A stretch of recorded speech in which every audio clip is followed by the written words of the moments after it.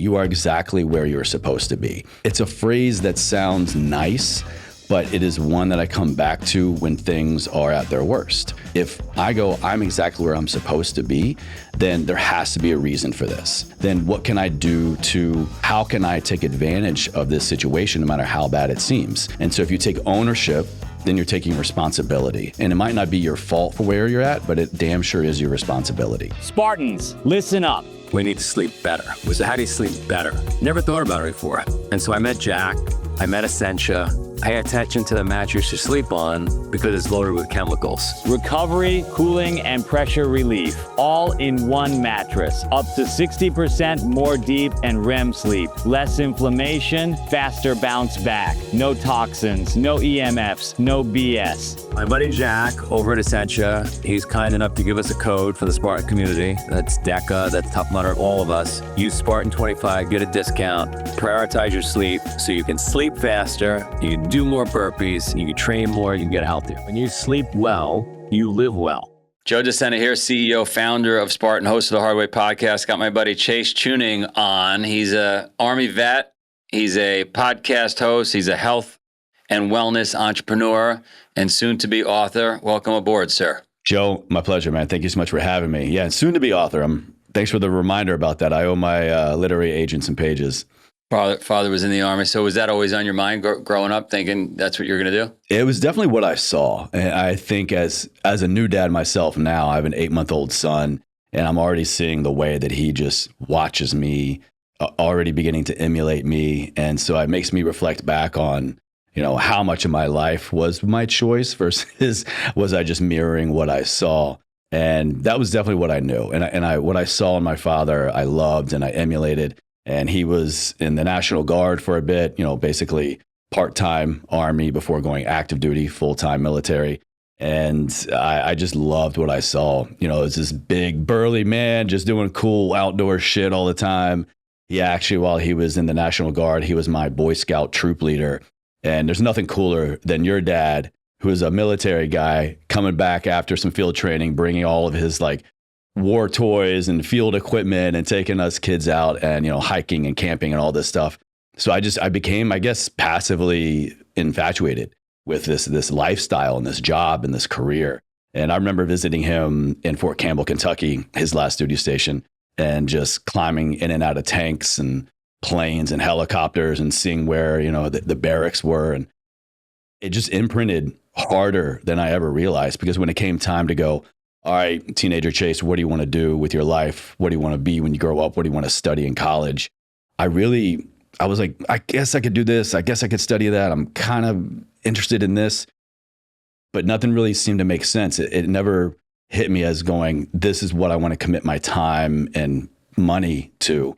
And so the military was the more obvious choice. So I followed in my footsteps, joined the Army after my dad. My uncle was a Marine. My grandfather was a World War II Army vet, so on and so forth. My dad actually has done some lineage tracing all the way back to Civil War. Basically, every generation in my family, there's been someone who has served. So at the time, that legacy aspect was really appealing to me. And so also being from a small town, Roanoke, Virginia, they dangled a $20,000 enlistment bonus in front of me, and not coming from a lot of money, that and college education benefits, medical benefits was pretty damn appealing. So signed my life away, actually Christmas break of my high school year, and went into what's called the delayed entry program, where you just do a lot of medical clearance and preemptive training. And then, I actually had my 18th birthday on graduation day at boot camp. I think it was awesome on that 18th birthday. Or did you think you made a mistake? It was brutal all the way leading up to that moment of being on the field, seeing my family again for the first time in months, and graduating, being a new soldier. What'd you think of it once you were graduating? Were you proud of yourself, or were you like, gee, I made a mistake? It sounds wild to say, but I thought it was something. I was like, okay, if I had to go back and do it again right now, I'm totally on board. It was weeks and weeks and weeks, several months of just the most grueling, physically demanding, mentally demanding thing I think anyone could ever choose to do. And at the same time, when I was done with it, it was the most rewarding, the most impactful thing. I wasn't even a real soldier yet, right? I hadn't even gone into my gaining unit, haven't done anything in the real military, but just that kind of crossing over experience, that initiation was something that I just felt, oh, this actually means something. And even more so because when that ceremony ended and all the families were invited onto the field and my platoon broke down, I was looking through the crowd and I found my parents. I saw my dad, and it kind of still gets me choked up a bit because my dad he's no longer with us. But it was in that moment, there was a photo taken, we saw each other. We had this great father-son hug. And at the time, I didn't really know it, but there was just this overwhelmingly immense sense of pride, but also kind of like saying goodbye. Because I didn't know it at the time, but my dad did. He was just diagnosed terminally ill with Lou Gehrig's disease, ALS. Sorry about your dad. So that must have been tough. When did that come to an end? Was that a few years later or? Barely a year and a half later. He passed away January 22nd, 2005. He was diagnosed that summer when I went into boot camp, summer 2003. So from diagnosis to when he passed was about 18 months. He had a really, really escalated, intense case of ALS. And so he got to witness me graduate boot camp. He got to witness me go on to my, AIT and, just before going into my first gaining unit. But he really got to witness that first year of his son going from a 17-year-old, 18-year-old, barely a 19-year-old, becoming more and more of a young man and following in his footsteps, just like he had done with his father beforehand. It was meaningful. It was very difficult. And I tried to get out of the military. Once I found out the severity of his illness, there's this thing in the military called a hardship clause, to where if you can prove that the needs back home are more than the needs of the country at the time, which was a very hard case to argue because 2003, 2004, this is the height of OEF. We are a nation at war. So it was a very, very difficult process, but I was like this close to getting this paperwork dropped.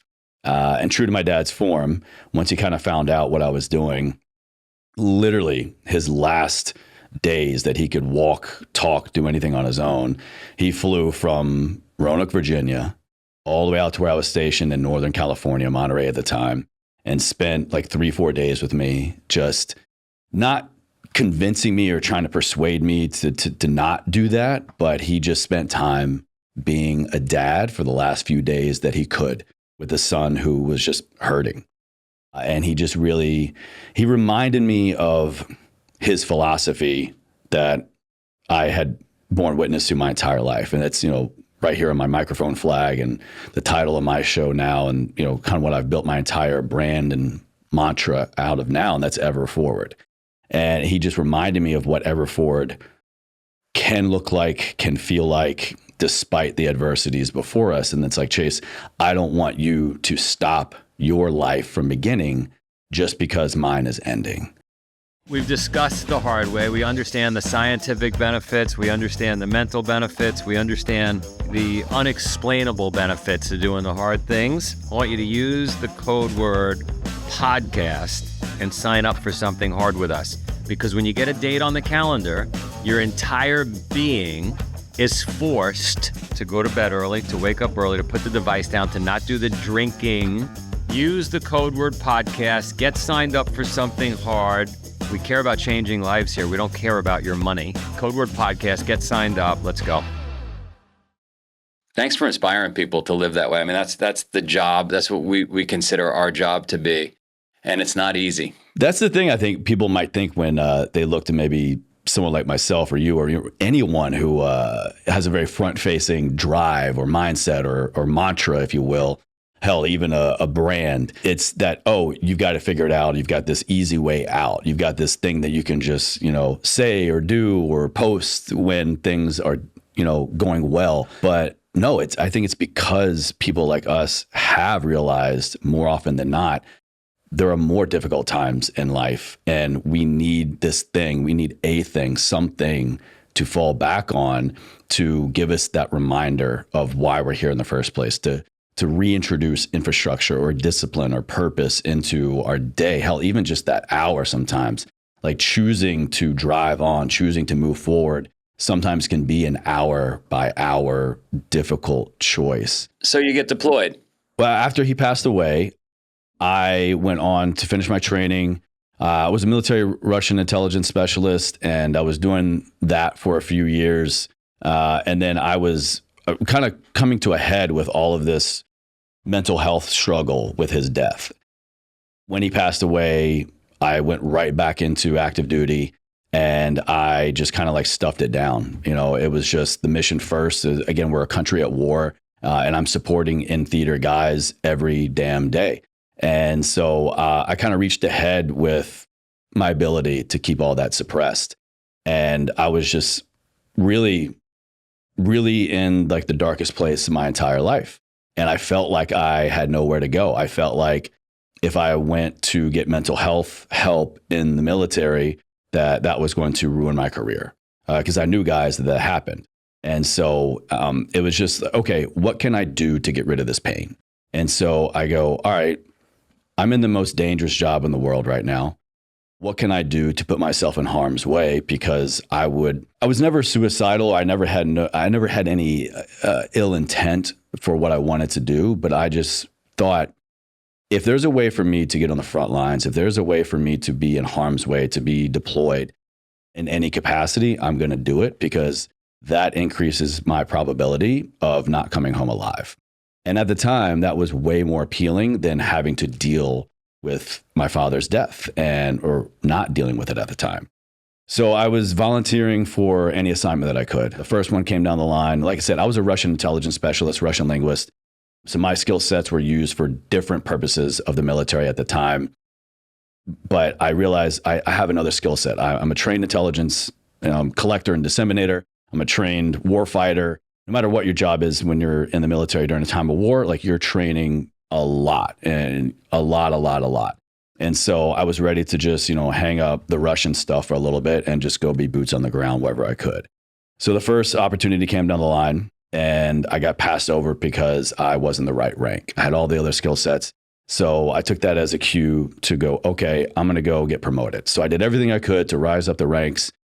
Any military person out there who hears this will know it's pretty damn hard. I was an E6 in technically less than 5 years, like right at the 5-year mark. So I became a specialist, sergeant, staff sergeant, E4, E5, E6 in a very quick time period, because I thought that's my fast track to deployment. That's my fast track to coming home in a box and just being done with all of this torment. The second opportunity came down the line, and it was more promising. I'd gotten promoted. And so I was in war game training, preliminary war game training for this deployment, and I got snapped up. It's like the easiest way to say it. I was leading this ambush with my squad, and against, it's called the Op 4, the opposing force, coming down this training lane. And as fast as I popped up over this hill, I was that fast down on the ground. I heard and felt this massive pop. I thought I got shot. I didn't know we were doing live fire. I was like, who the hell shot me?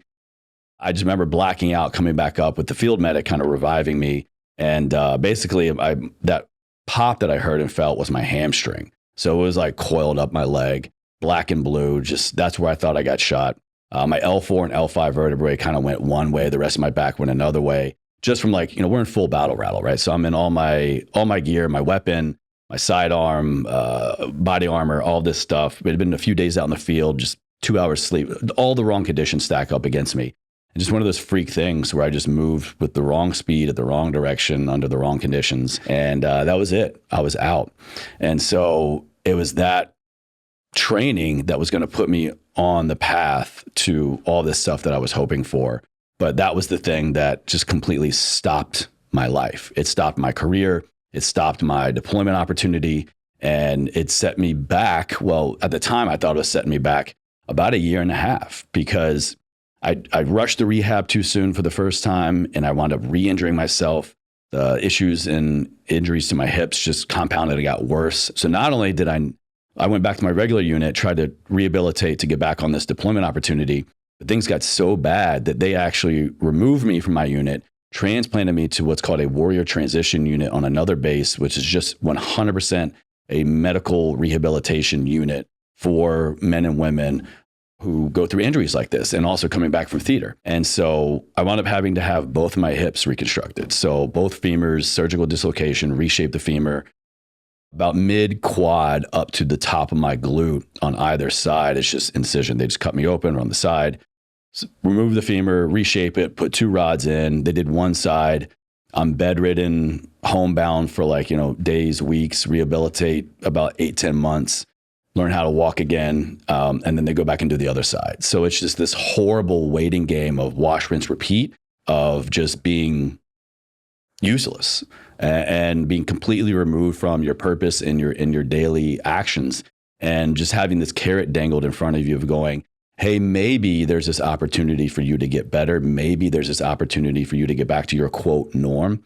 Maybe this opportunity to come back to your military career and finish up. But that did not happen. Now I guess I can joke and say, most people retire after 20 years in the military. I did it in 6. I was medically retired because even though I learned how to walk again, I was upright and mobile, I could not load bear. I couldn't run. I was still on a cane after about 1.5 years. And so the military deemed me non-deployable. And when that happens, it's basically a death sentence for your career. And so they medically discharged me. The injuries, my nature of my injuries at the time were at a high enough percentage to where they medically retired me. So, I got that retirement card. I got all the retirement benefits and stuff. And I remember just signing out of base with the wheelchair on the roof of my SUV, cane in the back seat, and just signed out and left Texas, this military holding unit, and drove home back to Virginia to just start my life over again. My mind is bringing me I'm you right in my head as I'm listening to the story. 2 weeks in, you're home. Pretty depressing. Looking back now, yes, I just turned 40. And so at the time when I was discharged, I was 24. So it's been a minute. And I think I'll call it a good thing. The military does a pretty good job, I think, of brainwashing people, especially I was very young. So my frontal lobe is barely developed. I'm this young kid coming up the ranks, and I'm just doing what I'm told because that's what you do in the military. But that also really gives you a sense of just, all I need is someone to tell me what to do, who is supposed to tell me what to do, and I'll do it. And I don't need to think anything otherwise. And so at the time, I still was under the impression that these are my orders.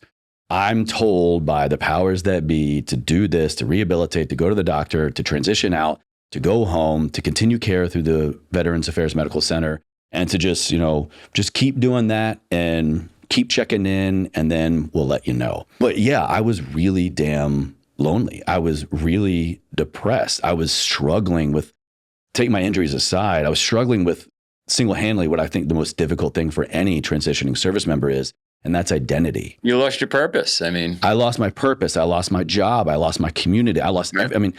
Joe, I went from one day having an entire support system for anything and everything I needed or wanted in my life, food, shelter, medical, you name it, I knew where to go to get it done or is provided for me, to signing out. And the next day, all of that is gone.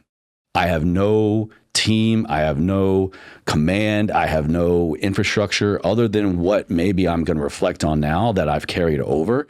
So I had to learn how to rely on myself again. I was still navigating the injuries and I was needing to rely on, help. I remember going to tour. I was like, well, I got this college education benefit, right?